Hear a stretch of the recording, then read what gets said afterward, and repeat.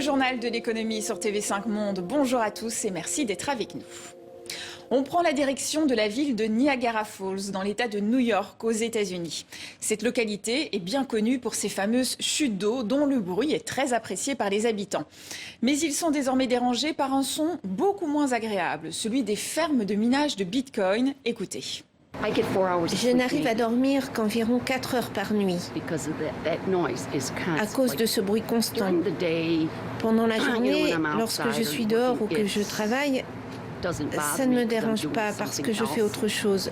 Mais la nuit, c'est horrible. Je vais protester jusqu'à ce que le bourdonnement disparaisse en fait. Jusqu'à ce que je retrouve les grondements des chutes. C'est ce que j'avais l'habitude d'entendre. Les fermes de minage se sont multipliées aux États-Unis depuis leur interdiction en Chine l'année dernière.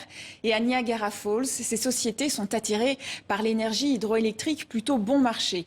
Or, des ventilateurs très bruyants sont nécessaires pour refroidir des milliers de cartes graphiques qui chauffent en générant de la crypto-monnaie.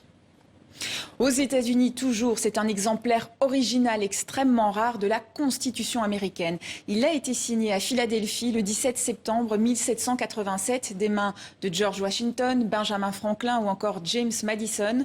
Une pièce exceptionnelle qui sera vendue aux enchères en décembre et son prix pourrait atteindre 20 à 30 millions de dollars.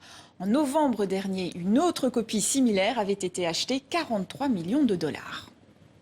Dans le reste de l'actualité, comment l'Allemagne va-t-elle dépenser les 200 milliards d'euros de son plan de soutien contre l'inflation? Eh bien, Berlin vient de dévoiler un calendrier. Le plafonnement du prix du gaz est prévu dès le 1er janvier 2023 pour les grosses entreprises et dès le 1er mars pour les ménages et les PME. Le gouvernement subventionnera 80% de la consommation des ménages. Au-delà, les particuliers paieront le prix du marché. Un dispositif est également prévu pour l'électricité, mais ce bouclier ne fait pas l'unanimité à Bruxelles, car il va rendre les entreprises allemandes encore plus compétitives par rapport aux compagnies européennes. Paris et Rome, beaucoup plus endettés que Berlin, n'ont pas les mêmes moyens pour soutenir leur industrie. C'est désormais officiel. Il va falloir payer un abonnement pour faire certifier son compte sur Twitter. Le tout nouveau propriétaire, Elon Musk, a annoncé un tarif de 8 $ par mois pour obtenir le petit logo bleu, mais cela devrait varier en fonction des pays.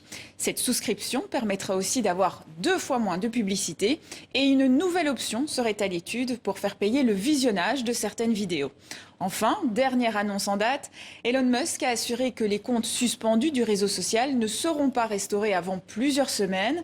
Une décision importante à quelques jours seulement des élections de mi-mandat aux États-Unis. Et c'est la fin de ce journal de l'économie. Merci à vous pour votre fidélité et à demain.